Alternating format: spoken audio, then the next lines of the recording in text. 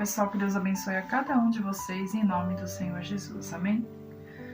Trazendo mais uma vez o estudo do Apocalipse para cada um de vocês. No vídeo anteriormente foi Autoridade Suprema, né? E o tema do vídeo de hoje será os 24 anciãos. Graças a Deus. A vocês que não teve a oportunidade de acompanhar o vídeo postado anteriormente, vá lá, dê uma conferida. Tá muito bacana esse vídeo que a gente trouxe. A gente agora vai dar continuidade, como a minha esposa bem disse. Hoje será o tema desse vídeo. E o próximo vídeo do estudo do Apocalipse será o foco principal. Amém? Então vamos lá. Feche seus olhos por alguns segundos. Vamos pedir direção para Deus para que a gente possa compreender e entender, né, esse livro do Apocalipse, que é a visão do Senhor Jesus para todos nós, né? Do que será que vai acontecer conosco aqui, né? Claro que eu não quero estar nessa tribulação, né? E a gente tem esse privilégio de estar meditando nessa passagem que é o Apocalipse, né, Lívia? E é um alerta para cada um de nós, né? O livro de Apocalipse, ele é muito assim, a pessoa que não tem o Espírito Santo, você não tem a visão de entender, mas nós, através do Espírito Santo, estaremos essa luz, tanto para nós, como para vocês terem um entendimento maior. Por isso que estamos, né, decidimos gravar o estudo do Apocalipse para vocês também entenderem um pouco mais. Exato, porque é muito importante e, infelizmente, tem muitas denominações que não trazem a passagem do Apocalipse. Então, toda essa nossa jornada terrena resume-se em uma só coisa, é lutar pela salvação. Então, se a gente está lutando pela salvação, mas não tem o conhecimento do Apocalipse, aí de nada está adiantando, né, Bíblia? Então, feche seus olhos. Senhor, nosso Deus e nosso Pai, em nome do Senhor Jesus, nos colocamos em Tua presença, Pai. Que o Senhor venha abrir a visão espiritual, meu Pai, para que possamos compreender a Tua palavra. Que o Senhor possa ir de encontro a cada uma dessas pessoas que nos acompanha, independente de onde ela esteja. Use, meu Pai, a minha boca e a boca da minha esposa. Fale com elas, meu Deus. Fale conosco. Nos dê a direção. Te pedimos em nome do Pai, do Filho e do Espírito Santo. Amém e graças a Deus. Amém? Então vamos lá. Após descrever o trono, João relata o que viu ao redor dele, começando pelos 24 anciãos. Os 24 anciãos prostaram-se diante do que estava sentado sobre o trono e adoravam o que vive para todos sempre, e lançavam as suas coroas diante do trono, dizendo: Digno és, Senhor, de receber glória e honra e poder, porque tu criaste todas as coisas, e por tua vontade são e foram criadas. Apocalipse 4, 10, 11. No capítulo 5, que ainda trata a visão do trono, estes 24 anciãos postaram-se diante do Cordeiro, tendo todos eles harpas e salvas de ouro, cheias de incenso, que são as orações dos santos, e cantava um novo cântico, dizendo: Digno és de tomar o livro e de abrir os seus selos, porque foste morto e com teu sangue nos compraste para Deus de toda a tribo e língua e povo e nação, e para o nosso Deus nos fizeste reis e sacerdotes, e reinamos sobre a terra. Apocalipse 5, 8, 10. Quem são os 24 anciãos? Não são anjos, pois anjos nunca aparecem em tronos na Bíblia, muito menos usando coroa. Além disso, em Apocalipse 7, 11, os anciões são diferenciados dos anjos. E no cântico que cantaram anteriormente, os anciões falam sobre terem sido redimidos, algo que anjos nunca poderiam dizer. E o termo anciões se refere à maturidade, enquanto os anjos são atemporais.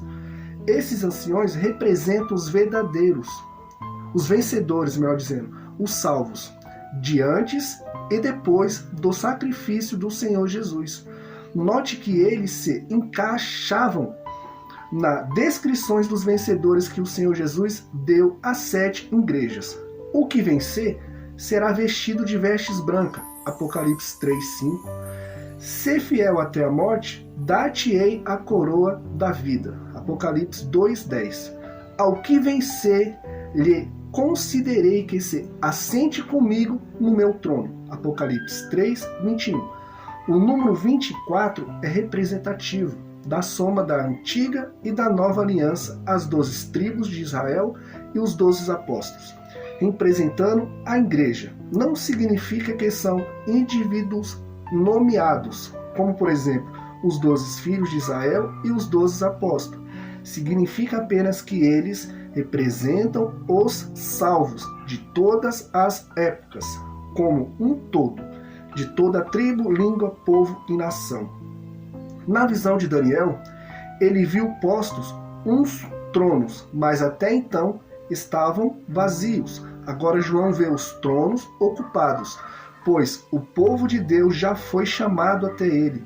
E recompensado, essa visão de João indica que, antes da grande tribulação, a igreja, representada pelos anciões, já está arrebatada e reunida ao redor do Senhor, antes dos terríveis acontecimentos que virão sobre a terra no final dos tempos.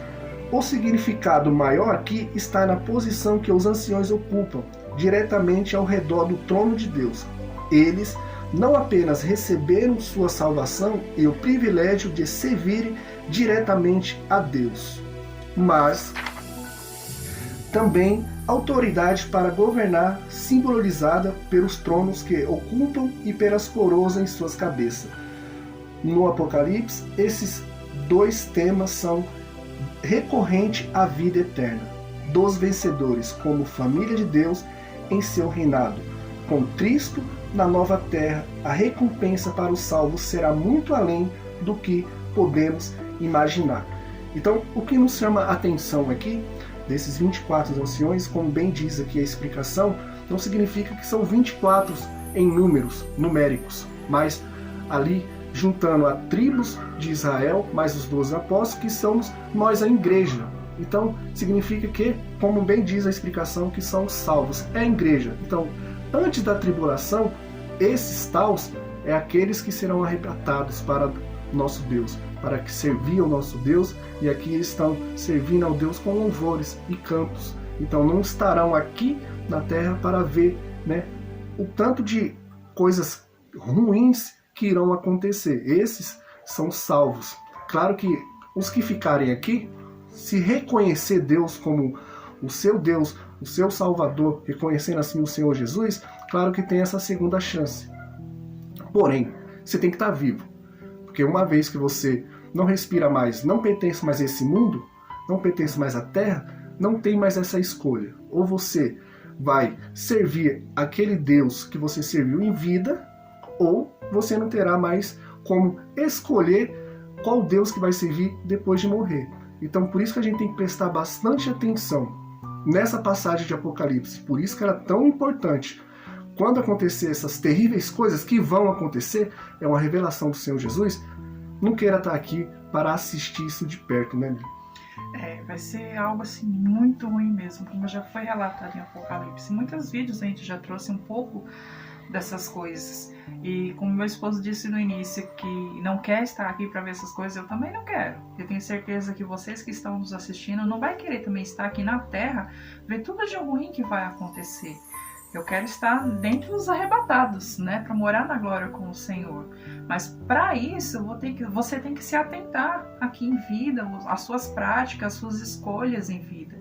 Porque a sua salvação, ela é única. Eu não posso escolher pelo meu esposo, ele não pode escolher por mim. A minha salvação é única. Eu que tenho que escolher o caminho que eu tenho que decidir seguir.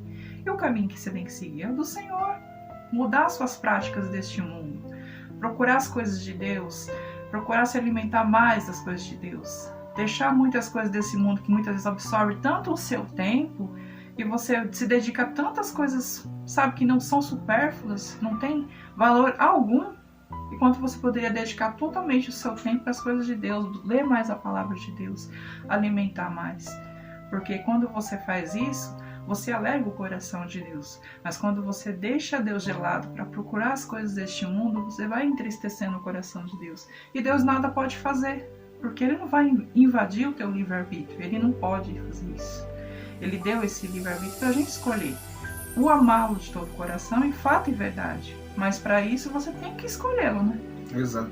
Infelizmente a gente tem um certo erro gravíssimo, que muitas vezes é esquecer da palavra de Deus, dos seus estatutos, dos seus ensinamentos, e se deixar levar pelas coisas desse mundo. Muitas vezes você até mesmo está na igreja, porém essa correria do dia a dia, às vezes te afastam de Deus. Acaba que você esquece do que Deus deixa escrito em sua palavra e você se apega às coisas do mundo, como a minha esposa bem disse. Às vezes você não assiste um vídeo evangélico, mas assiste um outro vídeo. Então você está se enchendo das coisas do mundo, não das coisas de Deus. E a gente tem isso. A gente muitas vezes esquece. Ah, mas eu tenho um tempo corrido, eu não consigo ir para a igreja. Tá, é uma hora que você pode tirar ali para ir para a igreja. Mas muitas vezes a gente fica ali 3, 4 horas assistindo um filme, assistindo uma série. Então a gente não tem essa consciência de, poxa, eu poderia ter ido 1 hora para a casa de Deus, mas eu fiquei 3 horas aqui assistindo um filme. Então se encheu das coisas do mundo e não se encheu das coisas de Deus. Então, quando a gente está aqui respirando e vivo, a gente ainda tem esse privilégio de se arrepender. Mas se Deus o livre 1 hora ou outra a gente partir, como é que vai ficar? Você partiu cheio das coisas de Deus ou partiu vazio de Deus? Esse é o perigo. Aqui esses anciões estão salvos, estão ali glorificando ao Senhor Jesus, né? Representa todos os salvos ali, quando acontecer o que está escrito em Apocalipse. Mas para isso a gente tem que lutar. A gente não pode achar que está tudo ganho, está tudo certo, eu vou para a igreja, eu estou salvo, porque é isso que o mal quer colocar em nossa mente. Não precisa você ir todos os dias. Ah, você está cansado hoje? Não precisa ir hoje. Ah, não precisa você ficar lendo a Bíblia todos os dias. Não precisa você acompanhar um programa evangélico. Você já é evangélico, você já é crente. Não precisa mais disso. Isso é o que o mal quer. Cada vez mais você se afastar das coisas de Deus e se encher das coisas dele. Que o rei desse mundo, a gente bem sabe quem é. Então, tudo que não é de Deus, e a gente assiste, e a gente deixa entrar em nossas mentes, são coisas do mal, que é coisas do mundo. Então a gente tem que se encher da palavra de Deus, né? Como um vídeo que a gente trouxe e está aqui no canal, é se encher da armadura de Deus. Tudo que é representado a Deus, que Ele nos deixa. E não é só um item ou outro, é toda a armadura de Deus, incluindo isso, se alimentar da palavra dele. E nós seres humanos temos um erro muito grave, assim, muito grave mesmo, da gente deixar as coisas muito para depois. Ah, depois eu faço. Só que muitas vezes esse depois, você não vai ter a sua chance. Porque tem um fato assim de uma pessoa muito conhecida, muito próxima a mim, que era muito conhecedora da palavra de Deus e se afastou dos caminhos do Senhor. E sempre era ali, alimentado, falou, vamos para a casa do Senhor, volta para a casa de Deus, Deus te chama, Deus tem uma renovação para a sua vida. Depois eu vou, até que o mal o tirou. Porque Deus deu a chance, Deus foi usando pessoas para dar um escape para ele voltar em quanto tempo. Porque Deus sabe o que vai acontecer com cada um quando chegar a sua hora. Só que assim, como eu falei, Deus não é invasivo, Ele dá o nosso livre-arbítrio para a gente escolher. Só que essa pessoa, ela não teve a escolha. Como ela falava, depois eu vou. O mal veio e entregou a vida dela. Ela está no céu? Não está no céu, porque ela não teve tempo de escolher o Senhor Jesus. E, infelizmente, a alma dela foi para o inferno. Então imagine o tormento que essa alma está hoje, lá no inferno, que enquanto em vida teve várias chances, vários chamados de Deus, várias oportunidades para voltar para a casa do Pai, para se reconciliar com Ele. E não teve essa chance porque falava que ia depois. Exatamente, a gente tem que estar atento a isso, porque nossa vida aqui é um sopro. A gente está respirando hoje, mas a gente não sabe. Quem sabe é Deus. A gente não tem esse poder de saber, porque senão seria muito fácil. As pessoas que queriam fazer é deixar a salvação para segundo plano. Infelizmente, a maioria das pessoas já fazem isso. Mas se ela tivesse o conhecimento do que iria acontecer amanhã, elas não queriam buscar Deus hoje. Ela fala, não, amanhã vai acontecer tal coisa comigo. Amanhã eu busco Deus. De manhã eu vou para a igreja, eu me batizo, eu me entrego a Deus. E à tarde, quando acontecer, eu vou estar salvo. Então é por isso que a gente não sabe, o dia de amanhã só pertence a Deus. E Deus, Ele sabe muito bem. É igual um vídeo que eu assisti, é um vídeo, um conteúdo evangélico, que Deus, Ele sabe muito bem o que a gente vai fazer no caminho dele e o que a gente também vai fazer se não servir a Ele. Deus sabe disso, Ele não está preso ao presente, ao passado, não. Ele sabe muito bem, mas a gente não sabe. A gente não sabe o que a gente tem a ganhar com Ele, muito menos o que a gente vai perder distante dele. A gente não tem esse privilégio. É muito forte, né? Exatamente. Então, espero que esse vídeo tenha falado com vocês que nos acompanham, né? Vocês que já é do canal. Você que não é inscrito, você está chegando aqui hoje assistindo esse conteúdo, nos ajude a divulgar esse vídeo. De que maneira? Deixando seu like, inscrevendo-se no canal, compartilhando com um conhecido, um amigo, um familiar, para que essas pessoas também possam ter esse privilégio de ver essa palavra e também lutar pela sua salvação. Porque quanto mais o YouTube distribuir esse vídeo, mais pessoas vai ter acesso à salvação. E aí só vai depender dela, porque a palavra vai estar chegando até ela. E aí cabe sim a pessoa dar o primeiro passo. A gente está levando a palavra, mas você que nos acompanha tem que dar o primeiro passo. Eu não posso fazer nada por você. Eu posso até orar, porém, imagine só, você está precisando de uma oração. Eu vou orar por você, mas eu não sei o seu problema. Se eu orar por você, Deus vai ouvir a oração? Vai. Porém, se você orar para Deus, você sabe o que você está passando, a sua situação, e você está indo de encontro a Deus, além de Deus gostar dessa atitude, que Ele falou, no dia da sua angústia, busca-me, você também vai estar descarregando o seu fardo na mão do Senhor Jesus. Então, qual será mais fácil? Eu orar por você ou você mesmo orar por ti? Quem vai chegar mais perto desse socorro? Vai ser você. Então, muitas vezes as pessoas ficam paradas no tempo porque querem ficar dependendo da fé do terceiro. Mas não pode ser desse jeito. Tem que dar esse primeiro passo. Buscar, orar. Não tem outra pessoa que vai te dar uma direção, que vai te dar um conselho que não seja o nosso Senhor Jesus através da pessoa do Espírito Santo. Está passando por um problema, quer uma direção? Se ajoelha e busca ao Senhor Jesus. Que tenho certeza que Ele vai vir de encontro se você estiver buscando de todo o seu coração. Tenha isso em mente. Você pode ter muitas coisas neste mundo. Muitos bens, carro, casa. Mas o bem mais precioso que você tem que lutar para você ter é a sua salvação. E essa você tem que agarrar com unhas e dentes. E não desistir dela nunca. É você dia após dia. É uma guerra espiritual para você se manter firme nos caminhos do Senhor. Mas você nunca deve desistir. É a sua salvação, é a sua alma que está em jogo. É o destino dela no final da sua vida terrena que vai ser aonde ela irá. Então este vídeo sobre o estudo do Apocalipse é sobre isso, é sobre a salvação da alma, é sobre a sua salvação. Então coloque em prática, sabe? Mude as suas práticas que estão acontecendo neste mundo, se converta, se arrependa se você estiver fazendo algo errado, volte-se para Deus. É um alerta que nós trazemos para vocês, tanto para nós, que serve para nós também, e para cada um de vocês que estão nos assistindo. Então te esperamos aqui no próximo vídeo com mais um estudo do Apocalipse, né? Deus abençoe a cada um de vocês. Graças a Deus. Até lá. Fique com Deus.